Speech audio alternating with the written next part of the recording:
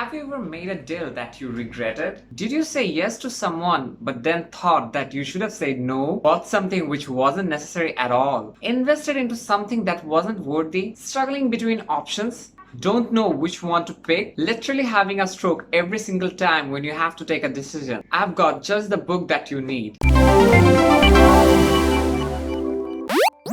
Greetings everyone, Assalamu alaikum. My name is Zeshan. The questions I asked earlier, we almost faced every single situation at one point of our life. The book I would like to talk about may help you to deal with those situations in a better way. The Art of Thinking Clearly is a book written by a Swiss writer whose name is Rolf Dobelli. This book was published in 2013. In this book, it was divided into 99 short chapters where it describes about cognitive thinking, envy to social distortions. The short chapters of The Art of Thinking Clearly makes it easy to get what you need. To digest this book, first you need to know what is the meaning of cognitive biases. A cognitive bias is a thinking error occurred by the human being while making a decision. The human brain is very powerful, but it is subjected to limitation. We all have experienced our surrounding in a different way. We'll all have a different experience and we all possess a different opinion about different matters. While making a decision, we often depend on our personal experiences. For example, riding rickshaw can be very eventful for many people. But if anyone had any negative experience while riding a rickshaw, next time when he will get onto the rickshaw again, he will think twice. Other cognitive biases might be related with the problem of paying attention. Since attention is a limited source, people have to be selective about what they're paying attention to. Because of this, subtle biases can creep in and influence the way you see the world. Here's the 9 ideas from 99 I will share with you guys. Number 1.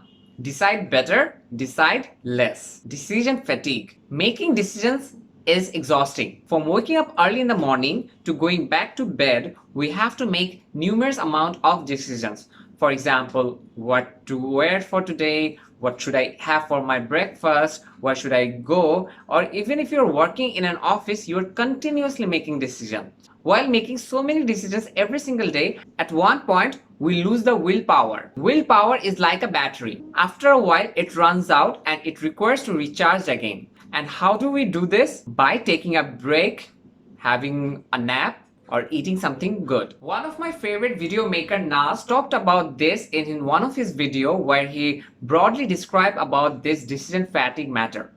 In this video, he shared his own experience that how he got exhausted by making videos every single day, and as he had to make numerous amount of decisions, at one point he lost the willpower of making videos. And not only that, he also shared his experience that how he overcome that. The link about this video is given in the description. Number 2 is why teams are lazy. Social lofting. It occurs when an individual performance is not directly visible. Remember that one time when you were assigned with your group mates to finish a project and your whole teammate did nothing but to annoy you? Exactly. Social lofting is a rational behavior. It's like why you have to invest all your energy when half of the energy can finish your work easily. Social lofting does not only occurs physically.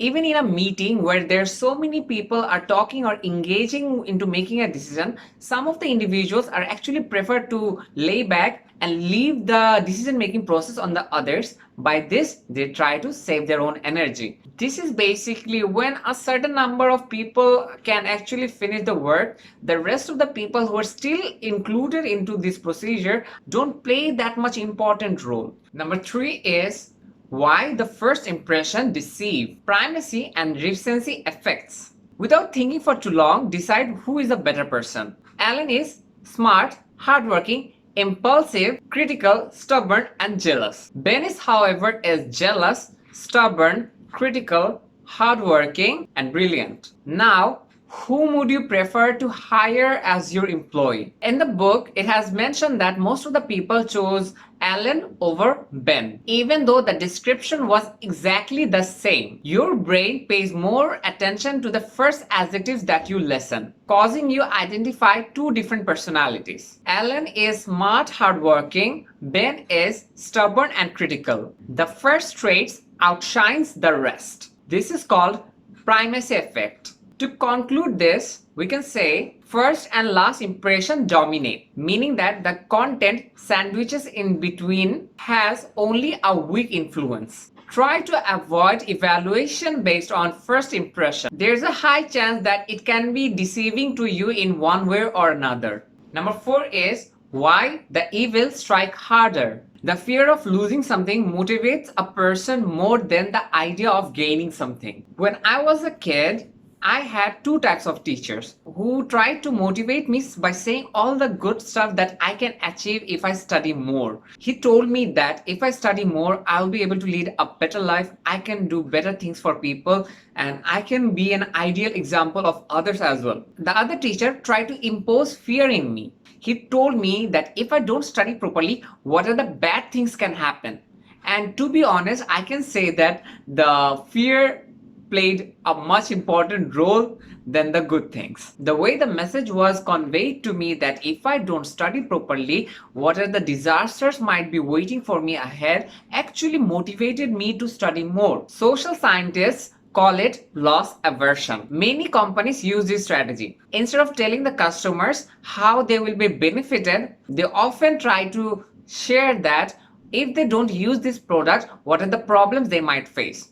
Number 5 is framing. It is not what you say, but how you say it. A very simple example given in the book, which I found a little bit funny, was that 99% of the fat-free product seems better than the 1% fat, whereas both are same. For example, we all are familiar with the Harpic advertisement where they say that it kills 99.9% of germs.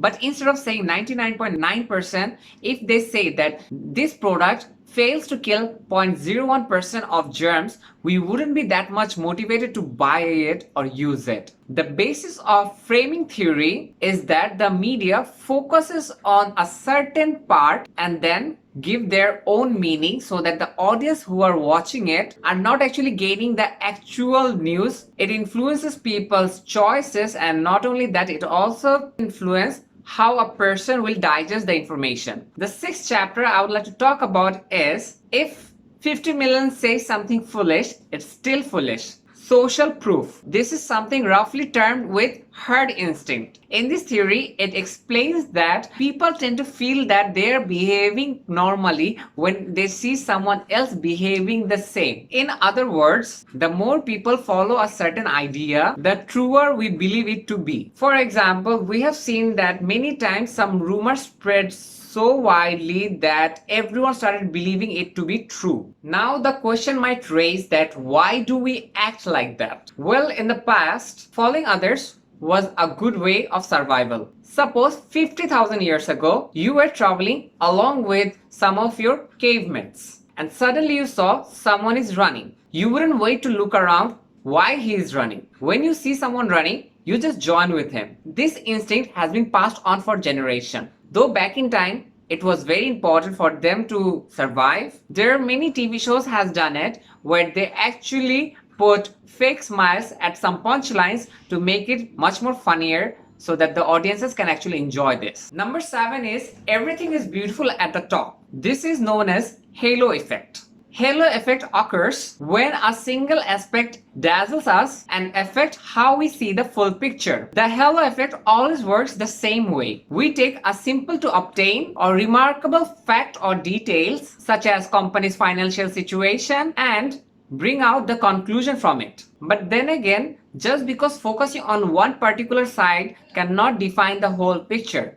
The reality can be much more bigger than that, and that is why digging deep is very important. The psychologist Edward Lee discovered that halo effect 100 years ago. His conclusion was something like a single quality such as beauty, social status, age produces a positive or negative impression. The 8th chapter, why do you see shapes in cloud? I think we all have seen faces in the clouds, for example, animals or any other shapes, or sometimes we have seen some outlines in the rock that was similar to some objects that we are familiar with. This is perfectly normal. Human brains seeks pattern. In fact, it takes one step further. If it finds no familiar patterns, it simply invents some. The more diffuse the signal, such as background noises on the tape, the easier it is to find the pattern. Now, if you see over there, is the sequence random or planned? One of the psychology professor interviewed hundreds of people. Most of the people did not believe that it was random, but it was completely random. The psychologist said to them that he just rolled a dice and he just put the characters randomly. Number 9. Why propaganda works.